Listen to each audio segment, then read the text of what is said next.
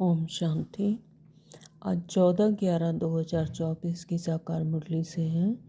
बाबा ने कहा, मीठे बच्चे, इन आँखों से जो कुछ दिखाई देता है इसे देखते हुए भी नहीं देखो। इसमें ममत्व निकाल दो, इनसे ममत्व निकाल दो, क्योंकि इसे आग लगनी है। तो जब इसमें ममत्व रखेंगे, इसे देखेंगे, तो वही फिर मन मस्तिष्क में जाएगा, तो इससे ममत्व निकल नहीं सकता। तो बाबा कहते कि क्योंकि इसे आग लगनी है तो इससे ममत्व निकाल दो, इसे देखते हुए भी नहीं देखो। प्रश्न बाबा ने किया है कि ईश्वरीय गवर्नमेंट का गुप्त कर्तव्य कौन सा है, इस जिसे दुनिया नहीं जानते। बाबा कहते ईश्वरीय गवर्नमेंट आत्माओं को पावन बनाकर देवता बनाती है। तो ईश्वरीय गवर्नमेंट पावन बनाती है आत्माओं को और देवता बनाती है। तो यह है बहुत गुप्त कर्तव्य जिसे मनुष्य नहीं समझ सकते। जब मनुष्य देवता बने तब तो नरकवासी से स्वर्गवासी बन सके। मनुष्य का सारा करैक्टर विकारों ने बिगाड़ा है। तो जैसे ज्यों ज्यों विकार हम धारण करते गए तो करैक्टर बिगड़ गया।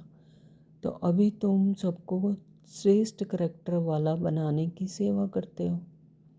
अभी तुम सबको श्रेष्ठ करैक्टर बनाने की सेवा करते हो। जैसे जैसे बाबा श्रीमद् देते हैं मुरली के द्वारा, तो वैसे ही ज्ञान धारण करके औरों को भी ऐसे ही श्रेष्ठ करैक्टर वाला बनाने की सेवा करते हैं। तो यही तुम्हारा मुख्य कर्तव्य है। बाबा कहते ओम शांति। जब ओम शांति कहा जाता है तो आप अपना स्वधर्म और अपना घर याद पड़ता है। फिर घर में बैठ तो नहीं जाना है। बाप के बच्चे बने हैं तो जरूर स्वर्ग का वर्षा भी याद पड़ेगा।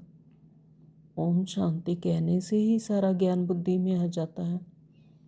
क्या ज्ञान में आ जाता है, बुद्धि में आ जाता है? मैं आत्मा शांत स्वरूप हूँ, शांति के सागर बाप का बच्चा हूँ। जब ओम शांति कहते हैं तो ये याद आता है कि मैं ही आत्मा शांत स्वरूप आत्मा हूँ। तो जो बाप स्वर्ग की स्थापना करते हैं वही बाप हमें पवित्र शांत स्वरूप बनाते हैं।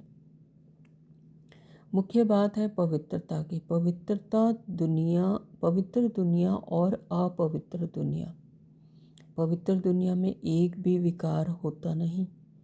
अपवित्र दुनिया में 5 विकार हैं। इसलिए कहा जाता है विकारी दुनिया। वह है निर्विकारी दुनिया। और निर्विकारी दुनिया से सीढ़ी उतरते उतरते फिर नीचे विकारी दुनिया में आते। रावण राज्य जैसे ही शुरू होता है द्वापर से, तो विकारों में आ जाते हैं और सीढ़ी उतरते उतरते नीचे विकारी दुनिया में आ जाते हैं। तो वह है पावन दुनिया, यानी सतयुग पावन दुनिया है। और यह है पतित दुनिया, कलयुग, यानी ये पतित दुनिया है, इसमें विकारों का राज्य है। तो राम राज्य और रावण राज्य है ना। सतयुग है राम राज्य और कलयुग है रावण राज्य। तो समय पर दिन और रात गाये हुए हैं। ब्रह्मा का दिन और ब्रह्मा की रात। तो सतयुग और त्रेता युग जो है वो है ब्रह्मा का दिन, और द्वापर और कलयुग है ब्रह्मा की रात। तो दिन सुख, रात दुख। जो दिन है वह सुख है और रात है दुख।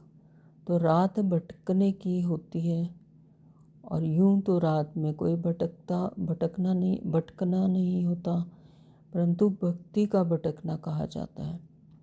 भक्ति में भटकते हैं, कहीं तीर्थ यात्रा कर रहे हैं, कहीं कुछ कर रहे हैं, तो बाबा कहते हैं कि भक्ति जो है वो भटकना कहा जाता है। नदियों में स्नान कर रहे हैं तो उससे तो आत्मा पवित्र होती नहीं। तुम बच्चे यहाँ आए हो सदगति पाने के लिए। बाबा कहते हैं कि यहाँ अब तुम जब अपनी स्मृति आती है तो सदगति पाने के लिए आती है। तो इस समय दुनिया में हाहाकार क्यों है? क्योंकि सभी पाप आत्माएं हैं। विकारों के कारण ही असुर कहा जाता है। कोई मनुष्य है, अगर वो विकारों से ग्रसित है, विकार है, तो वह उसे असुर कहा जाएगा। अभी बाप द्वारा समझते हो कि हम तो बिल्कुल कौड़ी मिसल, वर्थ नॉट अ पैनी थे, है ना, जिसकी कोई भी वैल्यू नहीं, न वर्थ नॉट अ पैनी थे, काम की कोई चीज़ नहीं, तो उसे तो आग से जलाया ही जाता है। तो अभी तुम बच्चे समझते हो कि इस दुनिया में कोई भी चीज़ काम की नहीं है, तो इसलिए सभी इसे आग लगनी है। बाबा कहते हैं सभी मनुष्य मात्र को आग लगनी है। जो कुछ भी आंखों से देखते हैं सबको आग लग जाएगी, आत्मा को तो आग लगती नहीं। आत्मा तो जैसे इंश्योर है, आत्मा को तो आग जला नहीं सकती, तलवार काट नहीं सकती है, और पानी गीला नहीं कर सकता, है ना। तो आत्मा तो जैसे इंश्योर है। आत्मा को कभी इंश्योर कराते हैं क्या? तो इंश्योर तो शरीर को कराते हैं। तो बच्चों को समझाया गया है कि यह एक खेल है। आत्मा तो ऊपर में 5 तत्वों से भी ऊपर रहती है। इन 5 तत्वों से धरती, आकाश, जल, वायु, अग्नि, है ना, इन सब से क्या है? अलग है आत्मा। तो 5 तत्वों से ही सारी दुनिया की सामग्री बनती है। 5 तत्वों से ही सारी दुनिया की सामग्री बनती है। आत्मा तो नहीं बनती। आत्मा क्या है? अविनाशी है, परमात्मा की संतान। परमात्मा की तरह आत्मा ज्योति स्वरूप, बिंदु स्वरूप। आत्मा तो नहीं बनती। आत्मा तो सदैव है ही, है, अविनाशी है, वो सदैव है। तो सिर्फ पुण्य आत्मा और पाप आत्मा बनती है। जब इस शरीर में आकर आत्मा अपना रोल प्ले करती है, तब वह पुण्य आत्मा और पाप आत्मा बनती है। अगर अच्छे कर्म करती है तो पुण्य आत्मा, अगर पाप कर्म करती है तो पाप आत्मा। आत्मा असल में शरीर में जब आती है तो लिप्त है कर्मों से, लेकिन अगर आत्मिक स्थिति में है, देह अभिमानी स्थिति में है, मतलब देह से परे है, तो वह निर्लिप्त है। फिर आत्मा को कोई भी कर्म में लिप्त नहीं कर सकती है। आत्मा अच्छा बुरा कुछ नहीं, आत्मा आत्मा है सिर्फ। उसमें कोई भी कर्म उसमें लिप्त नहीं होता, निर्लिप्त है जब तक वो आत्म अभिमानी स्थिति में है। जब वो शरीर में आती है तब कर्म भोगती है, कर्म करती है, कर्म दुख सुख का अनुभव करती है शरीर के अंदर आकर, जब तक उसे अपनी स्मृति नहीं है। तो 5 विकारों से आत्मा कितनी गंदी बन पड़ती है। अभी बाप आए हैं पाप से छुड़ाने के लिए। और बाबा ने कहा है इस मुरली में कि यह ड्रामा बना हुआ है, यह पढ़ाई है ही पतित से पावन बनने की। यह पढ़ाई है, राजयोग जो पढ़ाई है, यह है पतित से पावन बनने की। यह ड्रामा बना ही हुआ है। आत्मा ही पतित बनती है, फिर पतित से पावन बनती है। तो यह धंधा बाप ने सिखाया, परमात्मा ने आकर इस संगम युग पर आकर सिखाते हैं। तो पावन बनो तो पावन दुनिया में चलेंगे। तो आत्मा ही पावन बने तब तो स्वर्ग के लायक बने। तो यह ज्ञान तुम्हें इस संगम युग पर ही मिलता है। पवित्र बनने का हथियार मिलता है। पतित पावन एक बाबा को ही कहा जाता है। कहते हैं हमको पावन बनाओ। तो ये लक्ष्मी नारायण स्वर्ग के मालिक थे, फिर 84 जन्म ले पतित बने हैं।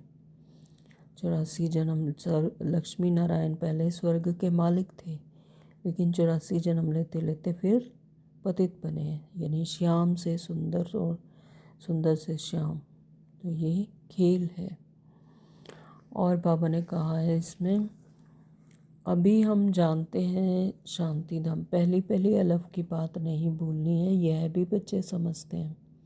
यह पुरानी दुनिया तो ख़त्म जरूर होनी है। बाप नई दुनिया स्थापन करते हैं, बाप अनेक बार नई दुनिया स्थापन करने आए हैं। फिर नरक का विनाश हो जाता है, और नरक कितना बड़ा है और स्वर्ग कितना छोटा है, क्योंकि वहाँ आत्माएं कम होती हैं। नरक में तो सारी आत्माएं आ जाती हैं।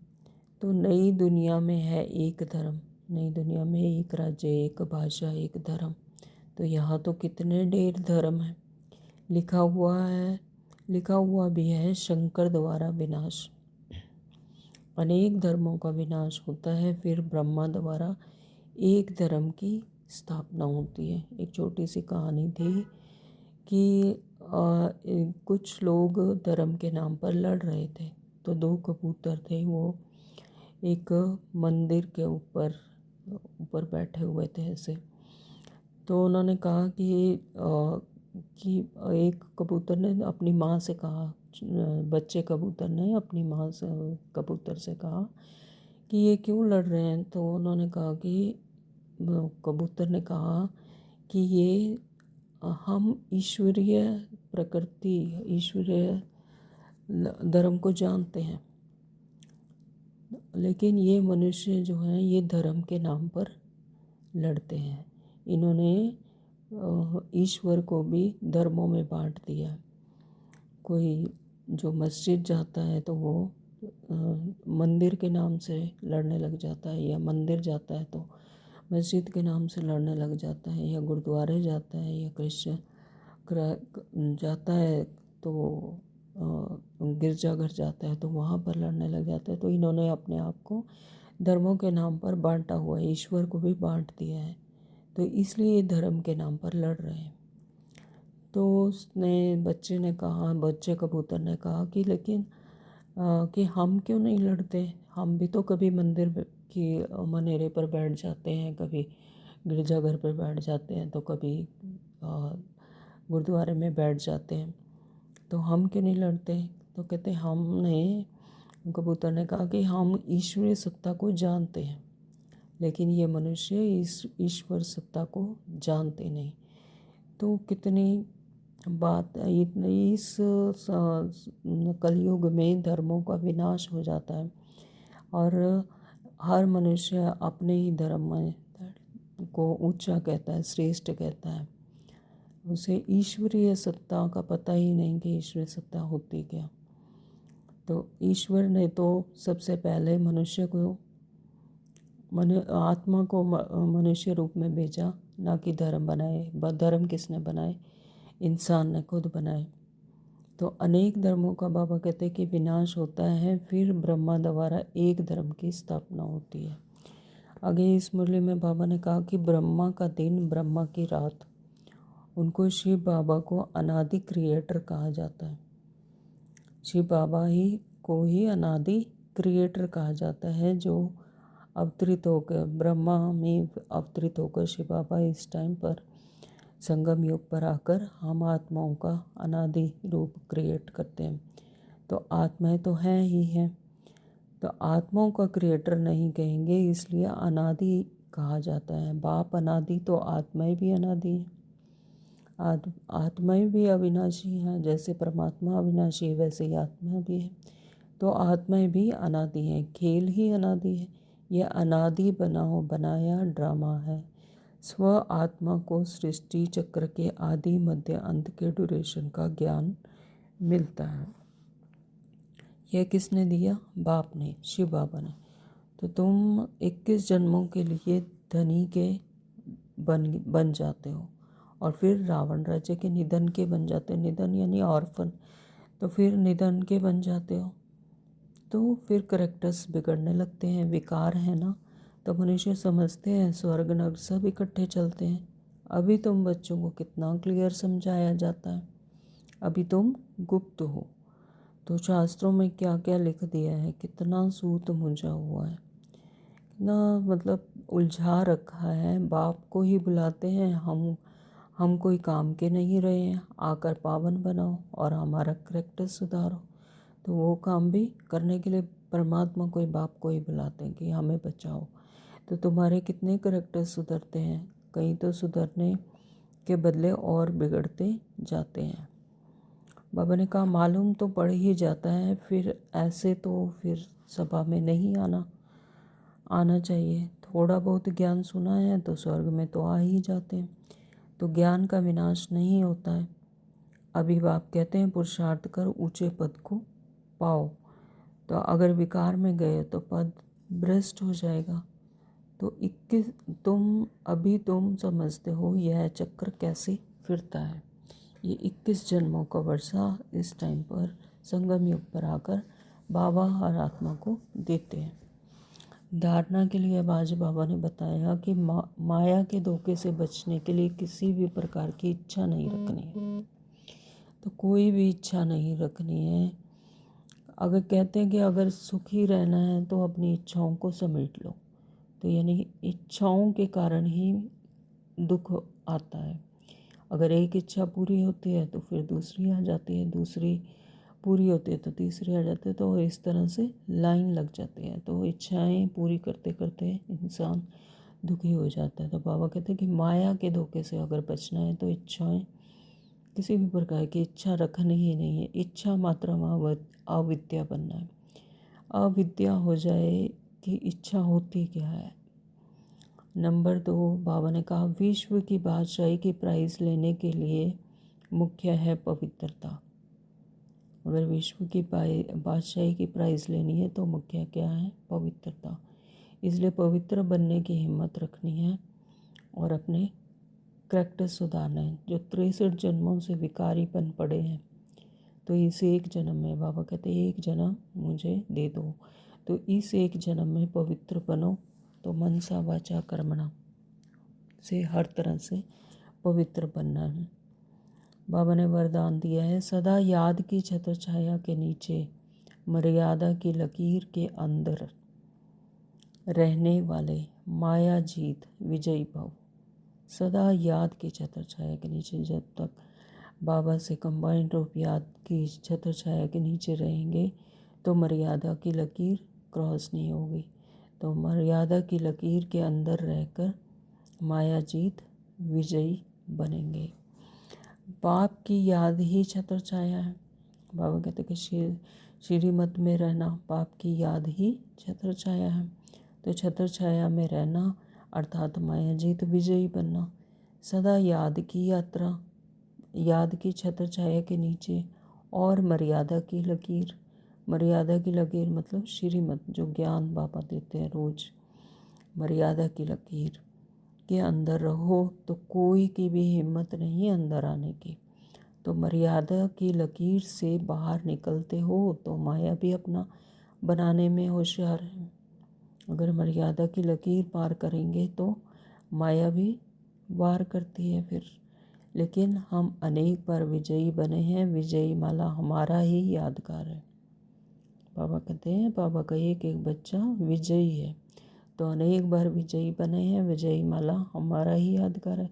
तो इस स्मृति से सदा समर्थ रहो तो माया से हार हो नहीं सकती।